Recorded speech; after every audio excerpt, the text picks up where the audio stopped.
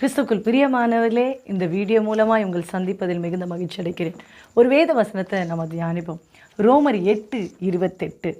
அன்றியும் அவருடைய தீர்மானத்தின்படி அழைக்கப்பட்டவர்களாய் தேவனிடத்தில் அன்பு கூறுகிறவர்களுக்கு சகலமும் நன்மைக்கேதுவாக நடக்கிறதென்று அறிந்திருக்கிறோம். பாருங்கள், இந்த வசனம் என்ன சொல்லுதுன்னா, அவருடைய தீர்மானத்தின்படி அழைக்கப்பட்டவர்கள்.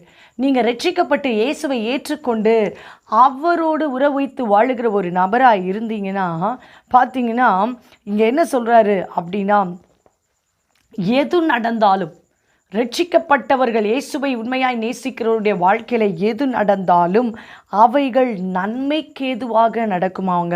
பாருங்கள், தேவனிடத்தில் அன்பு கூறுகிறவர்களுக்கு, ஸோ ஆண்டவரை நேசிக்கிறவர்கள் யாரெல்லாம் உண்மையாய் தேவனை நேசித்து கொண்டே வருகிறார்களோ அவர்களுடைய வாழ்க்கையில் சகலமும், அப்படின்னா தீமையாக இருந்தாலும் நன்மையாக மாறும் என்று வேதவசனம் சொல்கிறது. சொல்லும்போது சின்ன வயசில் நான் சண்டே ஸ்கூலில் கேட்ட ஒரு கதை எனக்கு ஞாபகத்துக்கு வருதுங்க.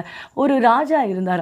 அவரோடு அவருக்கு உண்மையான ஒரு மந்திரி இருந்தார். அந்த மந்திரி பார்த்திங்கன்னா எல்லாத்துக்குமே பார்த்திங்கன்னா இது நல்லதுக்கு தான் அப்படின்னு சொல்லக்கூடியவர். ஒரு நாளைக்கு ராஜாவுக்கு பார்த்திங்கன்னா அவர் கையில் ஒரு சின்ன காயம். அந்த காயத்தை பார்த்துட்டு இவர் சொன்னார், இது நன்மைக்காக அப்படின்னு சொன்னார். அப்போ ராஜா எப்போ பார்த்தாலும் இவர் எல்லாத்துக்குமே நன்மைன்னு சொல்லிக்கிட்டே இருக்காரே, அன்னைக்கு அவருக்கு கொஞ்சம் கோவம் வந்துருச்சு. இந்த சின்ன காயத்தினால எனக்கு என்ன நன்மை வரப்போகுது அப்படின்னு சொல்லி கோவத்தில் என்ன பண்ணிட்டார், அவரை தூக்கி என்ன பண்ணிட்டாரு, சிறையில் போட்டுட்டார்.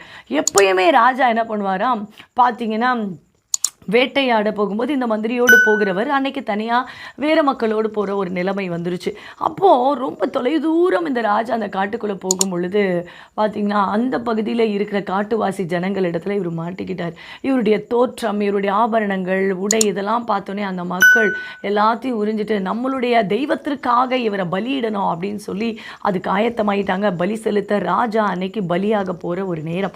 அந்த நேரத்தில் பார்த்திங்கன்னா அவரை முழுமையாக எல்லாத்தையும் கழட்டி பார்த்து அவரை செக் பண்ணுறாங்க. ஏன் அப்படின்னா தன்னுடைய தெய்வத்திற்கு பழுது இல்லாத ஒரு பலியை தான் அவங்க செலுத்துவாங்க. அவரை முழுமையாக செக் பண்ணி பார்க்கும்போது அந்த இடத்துல பார்த்திங்கன்னா அவருடைய கையில் ஒரு வெட்டுக்காயம், அந்த கட்டு போட்டிருக்காரு. இதை பார்த்தோன்னா ஐயோ நம்ம தெய்வத்துக்கு என்ன பண்ணக்கூடாது, பழுது இல்லாததை தான் கொடுக்கணும்னு சொல்லிட்டு அவர் என்ன பண்ணிடுவாங்க, விட்டுருவாங்க. அவர் வர்ற வழியில் யோசிச்சுட்டே வருவார், இந்த மந்திரி சொன்ன வார்த்தை எவ்வளவு உண்மை, நன்மைக்கு தான்.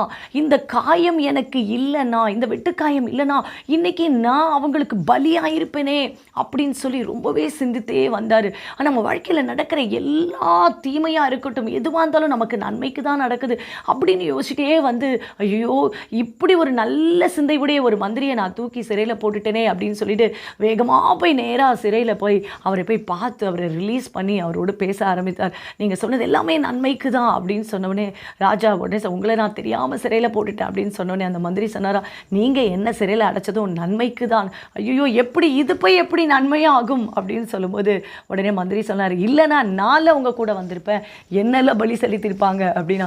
பாருங்கள், உண்மைதான் இல்லை, எவ்வளோ ஒரு உண்மையான ஒரு விஷயம், சிந்திக்கக்கூடிய வைக்க ஒரு விஷயம் பாருங்கன்னா நம்முடைய வாழ்க்கையில். ஆனால் இங்கே வேதம் ரொம்ப தெளிவாக சொல்லுது என்னென்னா, இயேசுவை உண்மையாய் நேசிக்கிறவர்கள், ரட்சிக்கப்பட்ட இயேசுவை உண்மையாய் நேசித்து வாழுகிறவருடைய வாழ்க்கையில் எது நடந்தாலும் நன்மைக்கு தான் நடக்குமாங்க.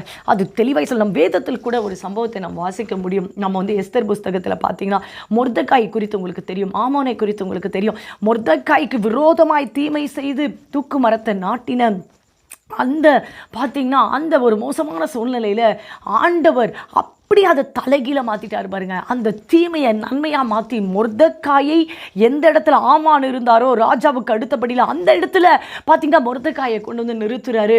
ஆமானை பார்த்தீங்கன்னா தூக்கு மரத்தில் தூக்கி போடுறாரு. பாருங்கள், தீமையும் நன்மையாய் மாறுகிறது. மொர்தெகாய்க்கு வந்த அத்தனை தீமையும் ராஜாவுக்கு அடுத்தபடியில் அவனை நிறுத்தினது. யோசேப்பிட வாழ்க்கையில் வந்த அத்தனை தீமை அவரை சகோதரர்கள் தூக்கி எரிஞ்சு போடுறாங்கங்க. பார்த்தீங்கன்னா வித்துடுறாங்க, சிறையில் கஷ்டப்படுறாரு, போத்திபர் வீட்டில் கஷ்டப்படுறாரு.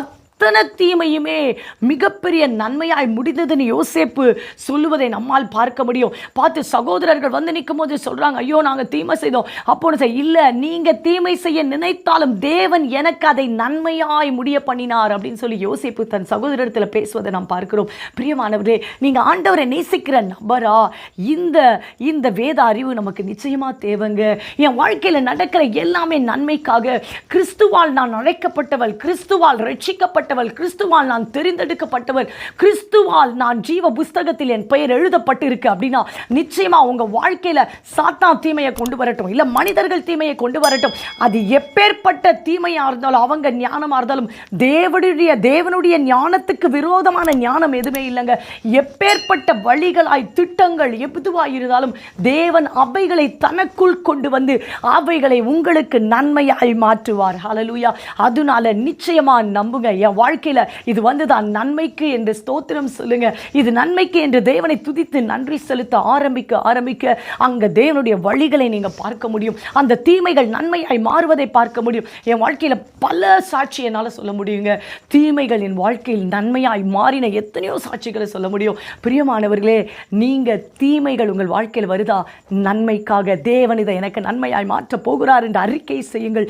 நிச்சயமாய் உங்கள் வாழ்க்கையில் இருக்கிற போராட்டங்கள், உபத்திரவங்கள், தீமைகள் எதுவாக இருக்கட்டும், அவைகள் எல்லாம் கிறிஸ்து மூலமாய் நன்மையாய் மாறும். God bless you.